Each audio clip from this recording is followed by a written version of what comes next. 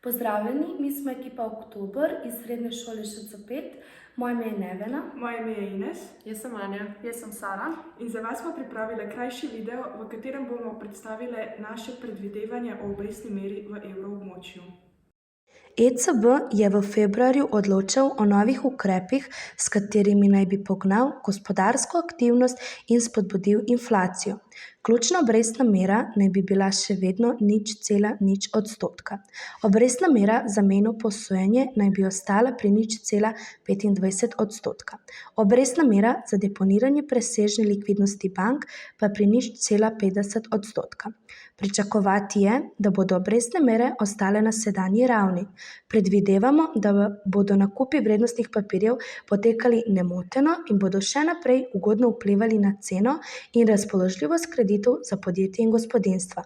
Sklepi, ki so bili sprejeti v preteklosti, so bili uspešni pri ohranjanju zelo ugodnih pogojev financiranja, ki so potrebni za to, da se v srednjeročnem obdobju zagotovi vzdržno približevanje inflacije ravni pod 2%.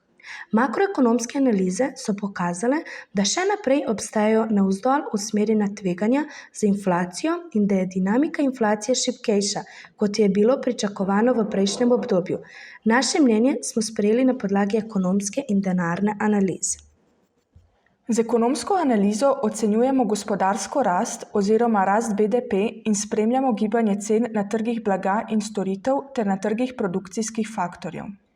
Gospodarska rast bo v evroobmočju po decembrskih makroekonomskih projekcijah strokovnjakov evrosistema za leto 2021 popravljena navzdol. Za leto 2022 bo ostalo nespremenjeno, za leto 2023 pa bo bilo popravljeno navzgor. Gospodarska aktivnost v evroobmočju se je v tretjem četrtletju 2021 povečala še za 2,2%.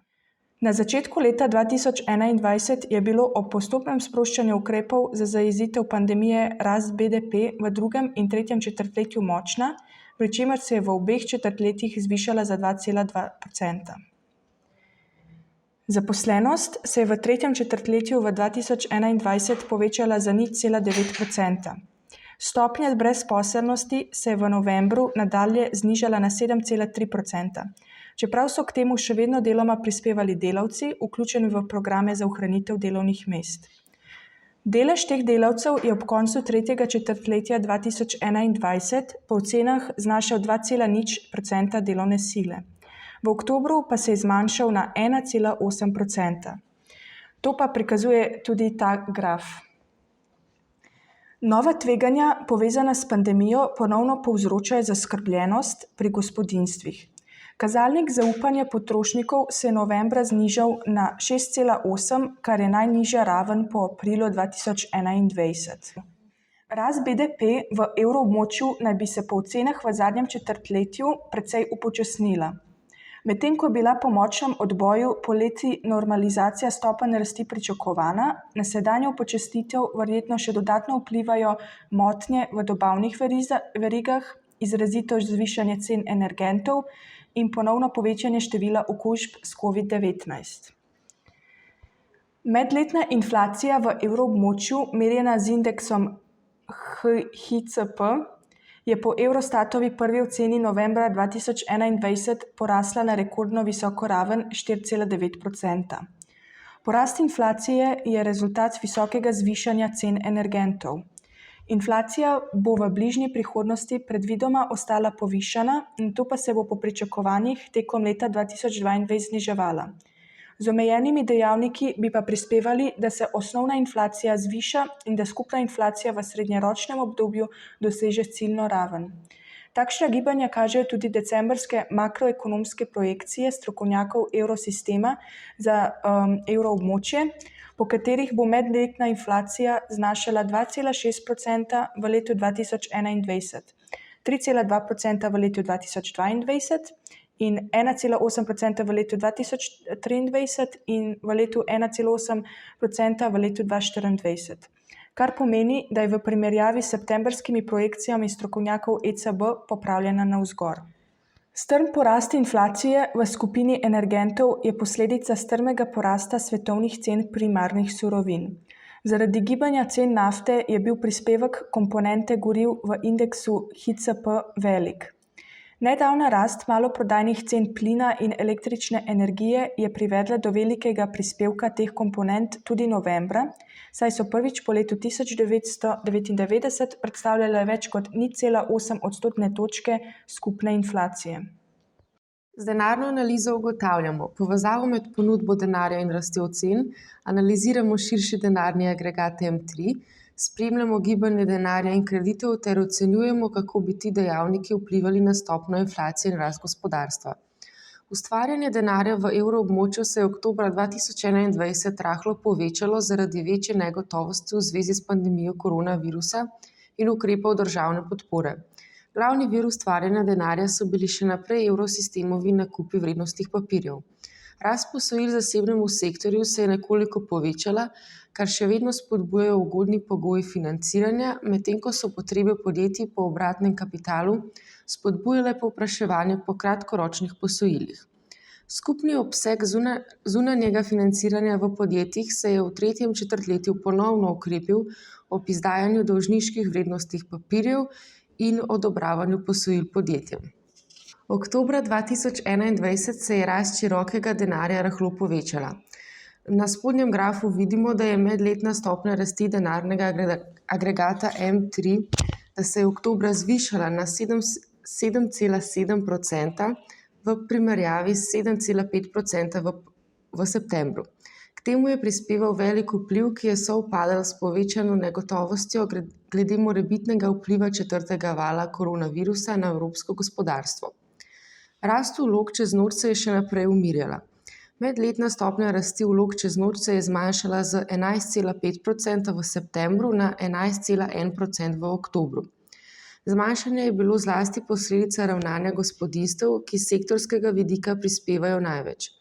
Na začetku pandemije je bil pritok vlog precejšen, ker se je zaradi zajezitvenih ukrepov povečalo varčevanje gospodinjstev, podjetja pa so vzpostavila likvidnostne rezerve. Ustvarjanje denarja pa sta zavirala dva glavna dejavnika. Prvič, zaradi prodaje državnih obveznic in manjšega izdajanja državnih vrednostnih papirjev, to nam prikazuje na grafu svetlo-zeleni del stolpcev, so se zmanjšali bančni krediti širši državi, in drugič, neto zunanje denarne odlive, to pa prikazuje rumeni del stolpcev. Sta spodbujala močnejše prerazporejanje portfljejev in slabitev efektivnega tečaja evra. Medletna stopnja rasti posojil gospodinjstvom je oktobra ostala nespremenjena, in sicer na ravni 4,1%, to tudi vidimo na spodnjem grafu.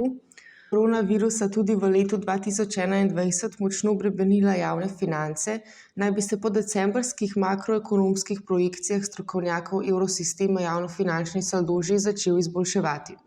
Strokovnjaki evrosistema v decembrskih makroekonomskih projekcijah napovedujejo, da se bo začel proračunski saldo širše opredeljene države v evroobmočju v letu 2021 postopno izboljševati. Stopnja javnofinančnega primanjkljaja v evroobmočju naj bi se po ocenah v letu 2021 znižala na 5,9% v BDP. To imamo tudi prikazano na spodnjem grafu. Nato naj bi se pa po napovedih v letu 2022 znižala še močneje in v naslednjih 2 letih še bolj. Agregatna naravnanost javnofinančne politike v evroobmočju naj bi se po ocenah v letu 2021 malenkostno zaostrila. Države v evroobmočju poleg javnofinančne podpore gospodarstvu zagotavljajo tudi obsežna poroštva za posojila, katerih namen je krepiti likvidnostni položaj podjetij. V primerjavi s septembrskimi makroekonomskimi projekcijami strokovnjakov ECB naj bi se proračunski saldo v letu 2021 precej izboljšal, medtem ko se v letu 2022 pričakuje manjše poslabšanje. Z nacionalnimi javnofinančnimi politikami bi se morala zagotavljati ciljno usmerjena in rasti prijazna podpora podjetjem in gospodinjstvom, najbolj izpostavljenim pandemiji. To bi na podlagi postopnega umika javnofinančne podpore prispevalo k ohranitvi okrevanja in ublažitvi dolgoročnejših negativnih posledic. Evrosistem je nestandardne ukrepe uvedel predvsem z namenom zmanjšanja tveganj in nudenja podpore posameznim segmentom trgov. Dokler bo potrebno za ugodno naravnanost denarne politike in za likvidnostne rezerve ECB se je odločil, da v okviru programa, da bo ob zapadlosti se ponovno investirala glavnica vrednostnih papirjev, ki so kupljeni v tem okvirju. Kar se tiče 3-mesečnih operacijah dolgoročnega refinanciranja in operacijah glavnega refinanciranja, velja, da se bodo še naprej izvajale v obliki aukcij s fiksno obrestno mero in polno dodelitvijo. V evroobmočju imamo nizko rast potencialnega proizvoda in visoko strukturno brezposelnost. Najbolj je pomembno, da se simulira gospodarstvo, da se pospeši investicijski cikel in se je treba lotiti strukturnih reform. Življenjska pomena so zlasti ukrepi za izboljšanje poslovnega okolja, vključno z ugotavljanjem ustrezne javne infrastrukture. Morale bi si vse države evroobmočja prizadevati sestavno javnofinančnih politik, ki bi morale podpirati gospodarsko okrevanje. Evrosistem želi vplivati na večjo gotovost glede obrestnih mer in glede na mer prihodnje denarne politike, kar vpliva na stabilnejše gospodarsko okolje. Povzamemo navzkrižna primerjava rezultatov ekonomske analize s signali, ki izhajajo iz denarne analize, potrjuje, da so sprejeti ukrepi denarne politike učinkoviti. Vsi ukrepi denarne politike naj bi podprli okrevanje v evroobmočju ter dvignili stopnjo inflacije na raven, ki je bližje 2%. Denarna politika, ki je usmerjena v ohranjevanje cenovne stabilnosti na srednji rok, s sedanjo spodbujevalno naravnostjo podpira gospodarsko aktivnost. Da bi lahko v celoti izkoristili pozitivne učinke ukrepov denarne politike, morajo precej odločneje prispevati tudi politike na drugih področjih, tako na nacionalni ravni kot tudi na evropski ravni. Iz ekonomske analize lahko povzamemo, da se bo stopnja BDP v prihodnjih letih povečala, na to bo vplivala povečana proizvodnja. Zaradi inflacije bodo posledično rasle cene, v ospredju bodo še naprej rasti cen energetikov in nepremičnin. Poleg tega pa ne smemo pozabiti tudi, da se lahko zaradi nestabilnega političnega stanja na vzhodu cena goriva drastično spremeni. Po celotni Evropi se kopiči gotovina, kar je z ekonomskega vidika slabo, saj je ta denar mrtev oziroma ne kroži. Kar se tiče stopnje javnofinančnega primanjkljaja v evroobmočju, pa bi se po ocenah v letu 2021 znižala na 5,9 BDP. Rast denarja se je rahlo povečala, največ je k temu prispeval velik priliv, ki je spopadal s povečano negotovostjo glede pandemije COVID-19 na evropsko gospodarstvo. Če povzamemo na kratko nacionalno javnofinančno politiko, mislimo, da bi se morali zagotoviti ciljno usmerjanje in rast. Morali bi biti velika podpora gospodinjstvu ter vsem podjetjem, ki so večino časa izpostavljeni pandemiji. To bi doprinesli tako, da bi lahko na podlagi postopnega umika javnofinančne podpore prispevali k ohranitvi okrevanja in ublažitve dolgoročnih negativnih posledic. Vpliv vojne med Rusijo in Ukrajino na rast cen. Zaradi ukrajinsko-ruske vojne bo v Evropi daljše obdobje višjih cen, predvsem energetikov. Rusija je ena večjih izvoznic nafte in plinov na svetu in surovin, kot so nikelj, aluminij in paladij. Že pred izbruhom te krize je bilo pričakovano, da bo do konca letošnjega leta prišlo do manjšega povečanja obrestnih mer Evropske centralne banke ECB in do vračanja na fiskalna pravila. Vojna v Ukrajini močno vpliva na vse trge, zato tudi v nadaljevanju lahko pričakujemo povečano nihanje delniških trgov. Pričakujemo lahko ukrepe zahodnih držav za stabilizacijo trgov, zato je panika odveč.